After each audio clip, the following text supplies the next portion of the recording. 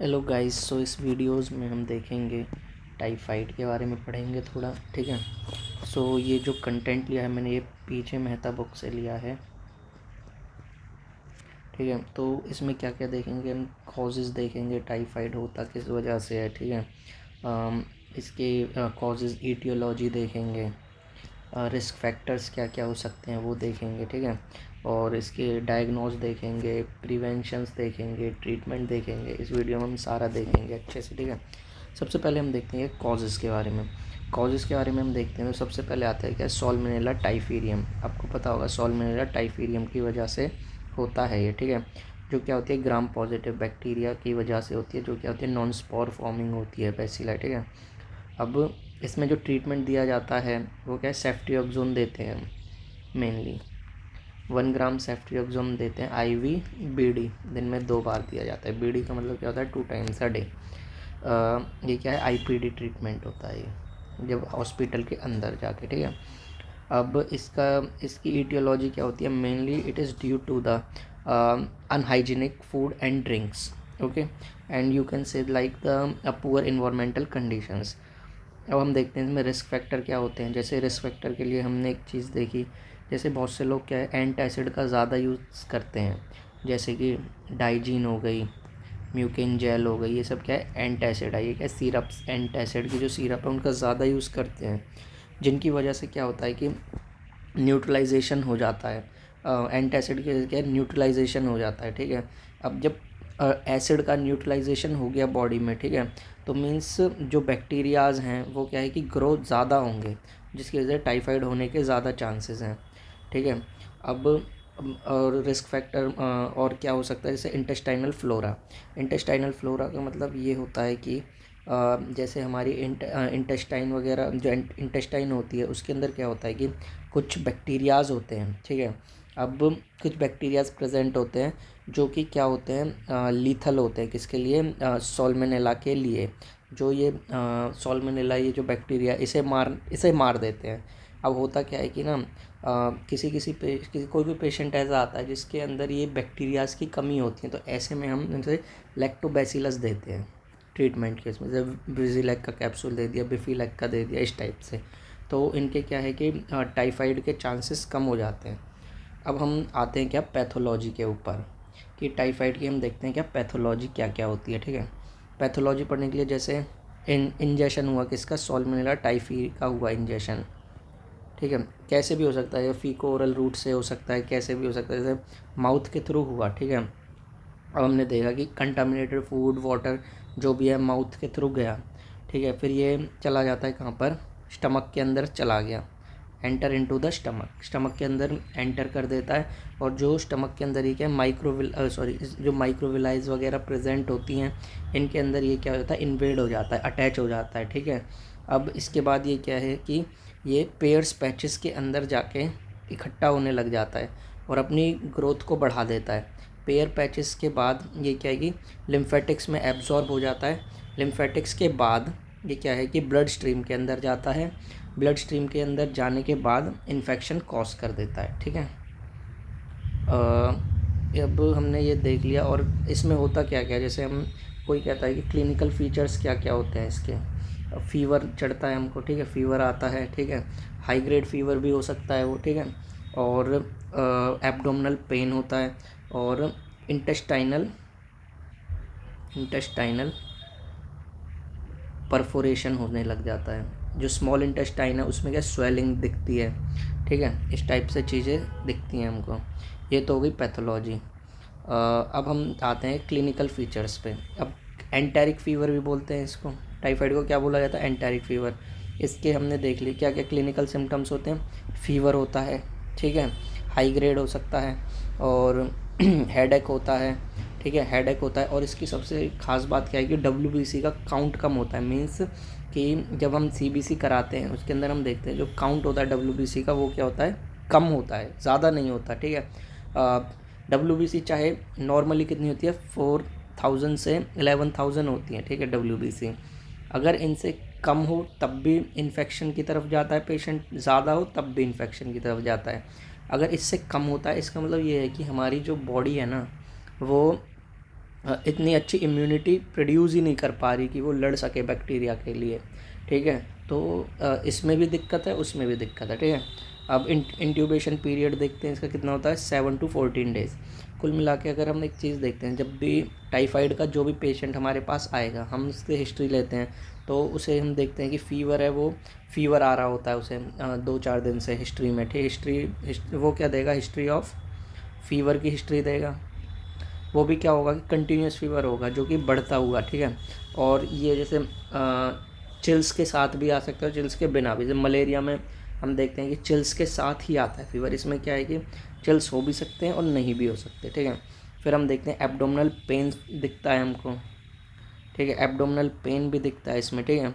और इसमें क्या है कि कॉन्स्टिपेशन भी हो सकता है, डायरिया भी। अब एब्डोमेन पेन है किसी को भी, ठीक है, तो नोज़िया और वॉमिटिंग जैसा होगा कि ऐसे लगेगा कि उल्टी आ रही हैं उसे, ठीक है। और अब कोई भी चीज़ इंटेस्टाइन से वो रिलेट कर रही है, क्या डायलेशन हो जाता है, डायलिटेशन हो जाता है इंटेस्टाइन का, तो क्या कॉन्स्टिपेशन से भी पेशेंट वो सफ़र कर सकता है, डायरिया, इनमें से कुछ भी हो सकता है उसे, ठीक है। अब हम देखते हैं, अगर मान लो कि हमारे पास कोई पेशेंट आता है, ये तो हो गई अपनी क्या कि अर्ली स्टेजेस में ये होता है। अर्ली स्टेजेस में क्या होता है, एंटेरिक फीवर के ये सिम्टम्स सीन होते हैं। अगर कोई लेट स्टेज है थोड़ी, ठीक है, लेट स्टेज का मतलब ये होता है कि जो इन्फेक्शन है वो एब्डोमेन के इंटेस्टाइन तक पहुंच चुका है। जो ये इंटेस्टाइन होती है, स्मॉल इंटेस्टाइन जो होती है, यहाँ तक पहुंच चुका है, और इसमें क्या हो गया, डायलिटेशन हो चुकी है। क्या हो चुकी है, स्मॉल इंटेस्टाइन की क्या हो चुकी है, डायलिटेशन हो चुकी है, ठीक है। अगर स्मॉल इंटेस्टाइन की डायलिटेशन हो चुकी है तो हमें क्या क्या सिम्टम दिखने को मिल सकते हैं, नोज़िया दिखेगा, वॉमिटिंग भी दिखेगा, ठीक है, और फीवर तो आता ही है इसमें, ठीक है। और अब इससे रिलेट कर रहे हैं हम कोई भी चीज़ें, इंटेस्टाइन से रिलेट अगर हम कर रहे हैं तो इसका मतलब इसमें क्या है कि डायरिया दिख सकता है हमको, बिल्कुल दिख सकता है, ठीक है। और जैसे परफोरेशन अगर हो जाए इंटेस्टाइन का, ठीक है, तो इसमें क्या है कि ब्लडी स्टूल भी दिख सकते हैं हमको, ठीक है। तो अब यही सारी चीज़ें दिखेंगी, मीन्स कि लेट स्टेज में इंटेस्टाइन का इन्वॉल्वमेंट ज़्यादा हो जाता है, परफोरेशन बढ़ जाती है, जिसकी वजह से हमें क्या नोज़िया दिखता है, वॉमिट दिखता है, ठीक है। और एब्डोमिनल पेन दिखता है, डायरिया दिखता है, ठीक है, और मिक्स स्टूल दिखता है, ठीक है। अब हम कल्चर कराते हैं, इन्वेस्टिगेशन में क्या है, सबसे पहले हम क्या कराते हैं, सबसे पहले हम क्या करेंगे, कल्चर, बैक्टीरियल कल्चर कराएंगे। उसमें देखेंगे कि कौन सा बैक्टीरिया है, और टाइफाइड विडाल कराते हैं, ठीक है, और टाइफाइडॉट कराते हैं, सीबीसी कराते हैं, इसमें क्या ल्यूकोपीनिया देखने के लिए, ल्यूकोपीनिया देख सकते हैं। डब्ल्यूबीसी का जो काउंट होगा वो कम दिखेगा इसमें, ठीक है। और इन्फेक्शनों में क्या ज़्यादातर ज़्यादा दिखता है, परिनों में क्या है, कम दिखेगा। और एक क्या है, जो हम कल्चर में कौन सी वो यूज़ करते हैं, मैकोनी आगर प्लेट यूज़ करते हैं, ये याद रखने का पॉइंट है। अब हम देखते हैं कॉम्प्लिकेशन क्या, वही है, हेमरेज हो सकता है, इंटेस्टाइनल हेमरेज वगैरह, ब्लैक स्टूल, क्योंकि इंटेस्टाइन में क्या होगा कि वो बहुत टाइम तक रखा रहेगा, जिसकी वजह से उधर से जैसे जो मटेरियल जितना भी बनेगा, ठीक है, वो क्या है कि ब्लैक होने लग जाएगा, ठीक है। Tachycardia, hypotension, like shock like condition दिख सकती है हमें, परफोरेशन हो सकता है, उसी की वजह से ये सारे सिम्टम्स दिखे हैं जो हमने पहले बात करी थी, ठीक है। अब आ जाते हैं हम ट्रीटमेंट पे। अब हम एंटेरोकोलाइटिस में देखते हैं, अल्ट्रासाउंड में क्या लिखा आता है, डायलेटेड बोवल लूप्स हैं, तो इसका सबसे बेस्ट जो ट्रीटमेंट होता है, ठीक है, क्या क्या दे सकते हैं हम, क्या दें, मेट्रोनिडाजोल दे सकते हैं, मेट्रोनिडाजोल कितने 100 ml दे सकते हैं, IV TDS दिन में 3 बार, ठीक है। और मोनोसेफ देंगे हम इसमें, मोनोसेफ में क्या होता है, सेफ्ट्रिएक्सोन, जो भी स्टार्टिंग में हमने बात की थी, 1 ग्राम BD, ओके। और इसमें क्या ओरल इनटेक हमें ज़्यादा बढ़ाना है, मल्टीविटामिन वगैरह दे देंगे। सेम ट्रीटमेंट ही एंटेरिक फीवर में होता है, इसमें क्या कंप्लीट बेड रेस्ट के लिए बोल देते हैं पेशेंट को, ठीक है। और डाइट वगैरह देते हैं, सेमी लिक्विड डाइट देते हैं, इलेक्ट्रॉल वगैरह दे देते हैं, ठीक है।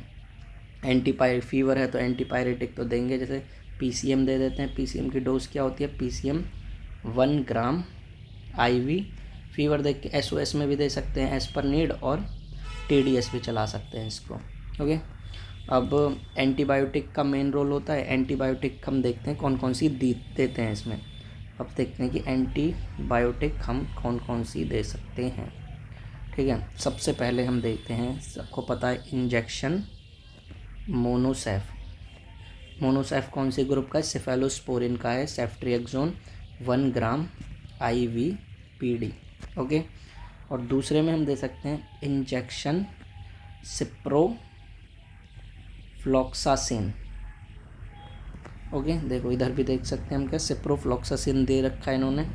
ठीक है, सिप्रोफ्लॉक्सासिन 300 mg IV, ये भी BD चलता है और OD भी दे सकते हैं इसको। ठीक है, ये तो हो गई एंटीबायोटिक। एक हम PCM दे सकते हैं 1 ग्राम। ठीक है, एक MVI लगा देंगे, MVI। ठीक है, और इंक्रीज़ कर देंगे क्या, लिक्विड डाइट, ORS देंगे इसको। और अगर हमें अच्छा ट्रीटमेंट करना है, एक टैबलेट और ऐड कर देते हैं इसमें, टैबलेट या कैप्सूल बोल सकते हैं, बिफिलैक, जो इंटेस्टाइनल फ्लोरा को क्या कर देगा, बढ़ा देगा। गुड बैक्टीरियाज बढ़ेंगे तो बैड को क्या कर देंगे, किल कर देंगे। सिंपल सा फिनोमिना है। सो दोस्तों ये प्रिवेंशन में देखेंगे कि हम नॉर्मली क्या है कि थोड़े अवॉइड करो अनहाइजीनिक प्लेसेस को। ठीक है, हम थोड़ा सा ब्रीफ में अगर देखें दोबारा, कुछ नहीं, हमने क्या क्या पढ़ा था, कॉजेज़ देखे। कॉजेज़ में ये देखा कि साल्मोनेला टाइफाई का ग्राम नेगेटिव होता है, सेफ्ट्रिएक्सोन ग्राम नेगेटिव पे अटैक करता है, इसलिए दिया था। अनहाइजीनिक की वजह से होता है, ये भी पढ़ लिया। रिस्क फैक्टर भी पढ़ लिया, हमें एंटासिड के बारे में पढ़ा था। इंटेस्टाइनल फ्लोरा भी देख लिया। पैथोफिजियोलॉजी भी पढ़ ली हमने, कैसे कैसे टाइफी अंदर जाता है, फिर स्टमक के अंदर जाता है, फिर पेयर्स पैचेस लिम्फेटिक में आ जाता है, फिर ब्लड स्ट्रीम में जाता है। ठीक है, अब इसके बाद हमने सीवियर स्टेज भी देख ली इसकी। सीवियर स्टेज में क्या, ब्लड मिक्स टूल आता है। ठीक है, सिम्टम्स लगभग सेम होते हैं, ब्लड मिक्स टूल आता है क्योंकि इंटेस्टाइनल इन्वॉल्वमेंट ज़्यादा होता है उसमें। और एंटेरिक फीवर भी हमने पढ़ लिया, क्या क्या सिम्टम्स होते हैं। याद क्या रखना है, leucopenia, intubation period 7 to 14 days। Okay, अब इन्वेस्टिगेशन में कल्चर कराते हैं किसमें, मैकोग्नी आगर, ये याद रखना है। अब विडाल करा सकते हैं, टाइफीडॉट, विडाल और टाइफीडॉट 2 टेस्ट कराएंगे, CBC कराएंगे, ल्यूकोपीनिया देखेंगे। कॉम्प्लिकेशन में क्या क्या, हेमरेज हो सकती है, परफोरेशन हो सकता है। ओके, तो अब ट्रीटमेंट हम देख ही चुके हैं। ट्रीटमेंट में नॉर्मली क्या देंगे, एंटीबायोटिक देंगे, मोनोसेफ, सिप्रोफ्लॉक्सासिन, PCM दे देंगे इंजेक्शन, MVI दे देंगे 500 ml NS में डिज़ोल्व करके, लिक्विड डाइट रखेंगे, ORS देंगे और बिफिलैक। और प्रिवेंशन हम पढ़ ही चुके हैं कि अनहाइजीनिक प्लेसेस पे नहीं जाना। तो थैंक यू दोस्तों, अगर आपको मेरी वीडियो अच्छी लगी तो चैनल को लाइक और सब्सक्राइब करें और नई वीडियोस के लिए। Thank you guys.